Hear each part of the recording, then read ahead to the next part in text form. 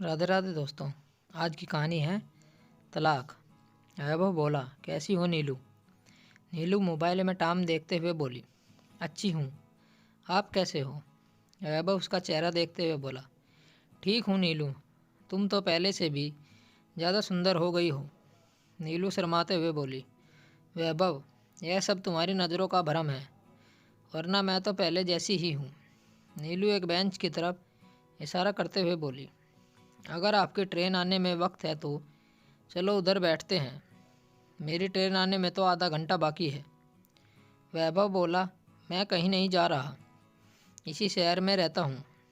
आज थोड़ा मन उदास था तो इधर स्टेशन पर टहलने आ गया।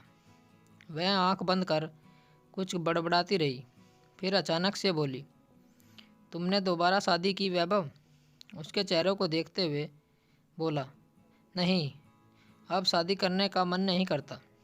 नीलू बोली, क्यों? वैभव बोला, बस यूं ही, अब अकेले रहने की आदत पड़ गई है। तुमने शादी की? नीलू ने हाँ में सर हिलाया। वैभव खड़ा हो गया और बोला, चलता हूँ। नीलू ने वैभव का हाथ पकड़ते हुए कहा, कुछ देर मेरे पास बैठ जाओ।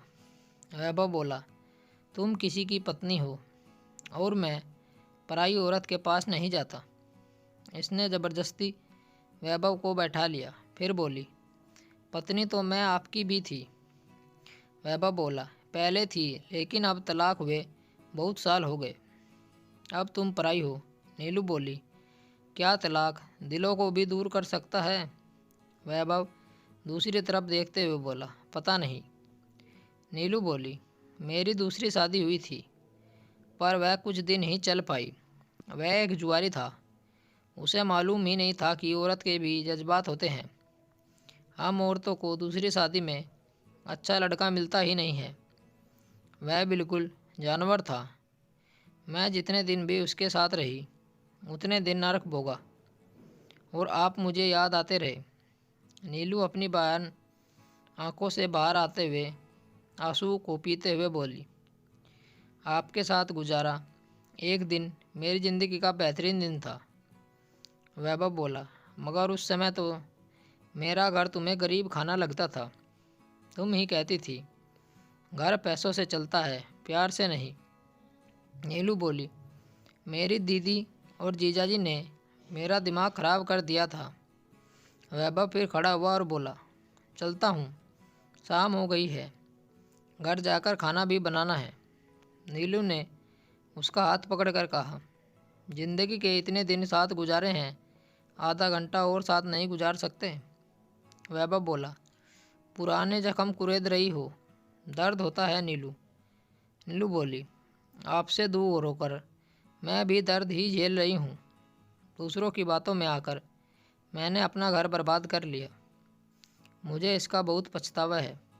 अगर हम साथ होते तो अब तक हमारे बच्चे हो गए होते। वैभव बोला, सुना है तुम्हारी दीदी का भी तलाक हो गया है? नीलू बोली, दीदी का तलाक मैंने करवा दिया, उसने मेरा घर तुड़वा दिया तो मैंने उसका।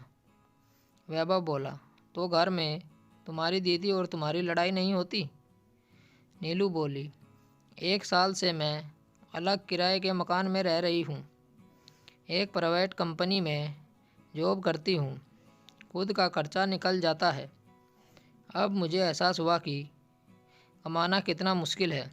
वैभव बोला, चलो अच्छा हुआ, तुम्हें अकल तो आ गई, मगर अब बहुत देर हो चुकी है, मुझे अब जाने दो, नहीं तो दूध वाला बिना दूध दिए ही चला जाएगा। नीलू बोली, एक बात कहूँ? फिर कहने लगी, रहने दो, अब आपकी नज़रों में मेरी औकात दूध के बराबर भी नहीं है, अब आपसे दिल की बात करने का कोई फ़ायदा नहीं। वैभव घड़ी देखते हुए बोला, ठीक है, अब मैं चलता हूँ। वह उठकर चलने लगा तो नीलू बोली, माफ़ कर दो। वैभव बोला, अब बहुत देर हो चुकी है, कहकर वैभव चला गया। नीलू उसे तब तक देखती रही जब तक वह आंखों से ओझल नहीं हो गया। दोस्तों, रिश्ते तोड़ने से पहले अच्छे से विचार कर लेना चाहिए, वरना बाद में सिर्फ पछतावा हाथ लगता है। स्टोरी को लेकर आपकी क्या राय है? नीचे कमेंट करके ज़रूर बताइएगा। ऐसी ही और बेहतरीन कहानियों के लिए हमारे चैनल को ज़रूर सब्सक्राइब करें। मिलते हैं आपसे एक और नई कहानी के साथ। तब तक जुड़े रहिए हमारे चैनल के साथ। कहानी सुनने के लिए आप लोगों का बहुत बहुत धन्यवाद। राम राम दोस्तों।